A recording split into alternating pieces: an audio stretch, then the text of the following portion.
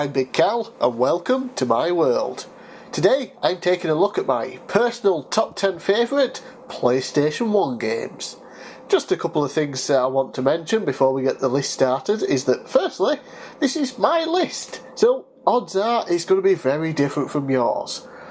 Secondly, this is my top 10 favourites list, meaning that some of these games aren't necessarily the best that the system has to offer. And finally, this list is comprised of only games that I currently own. So, now we have that out of the way, let's get started with number 10. Number 10. Driver 2. Forget the story, this game was pure fun for one simple reason. Take a ride mode. You pick a car, select a map, and just drive.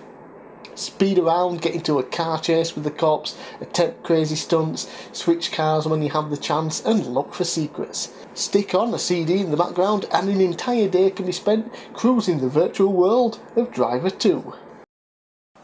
Number 9. Command & Conquer Red Alert Retaliation. My first taste of the C&C series was on the PS1, and Retaliation was my favourite of the bunch.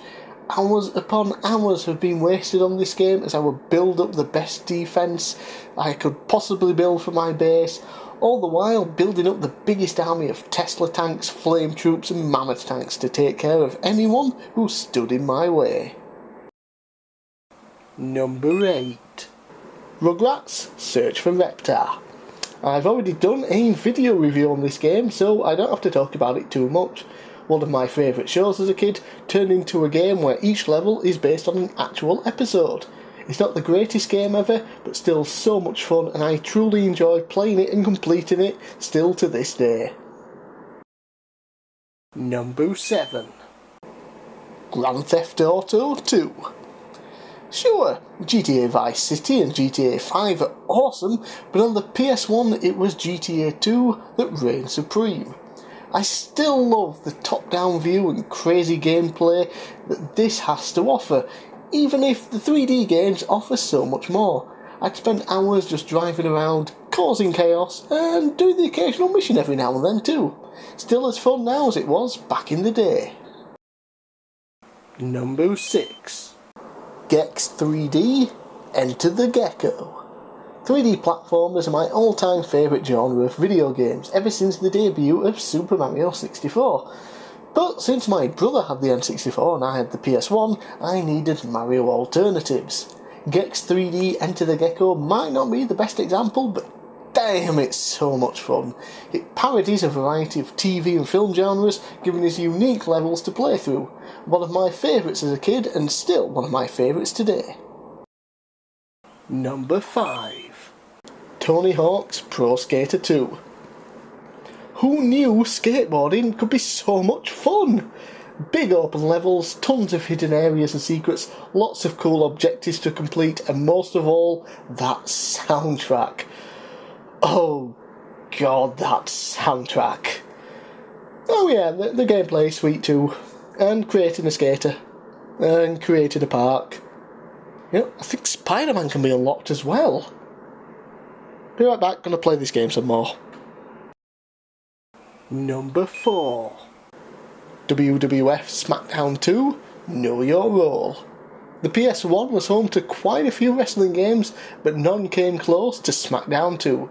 A huge roster complete with unlockables, a whole host of match types that rival any wrestling game since, an everlasting career mode, creator pay-per-view mode, and at the time one of the best creator wrestler modes you could find in a non-Fire Pro wrestling game. Technology has advanced so much since this game's release, but rarely has a newer wrestling game matched the replayability that SmackDown 2 still offers to this day. Number 3. Crash Bandicoot 2, Cortex Strikes Back. In my continuous search for a PS1 Mario, I came across Crash Bandicoot 2. Well, it wasn't really a Mario-style game, it was still a 3D platformer, albeit linear, and everything it did was fantastic. Cool levels, great platforming, fun and memorable bosses, and collecting all those gems made for one hell of a challenge. Number 2. Toy Story 2. As I've mentioned, during my days with the PS1 I was always looking out for Sony's version of Mario. Well, this is likely the best non-Mario game ever. Large levels to explore, each with multiple objectives that earn you Pizza Planet tokens. More tokens unlock more levels. Bosses after every few levels. And on top of that, it follows the film perfectly, complete with cutscenes taken straight from the film.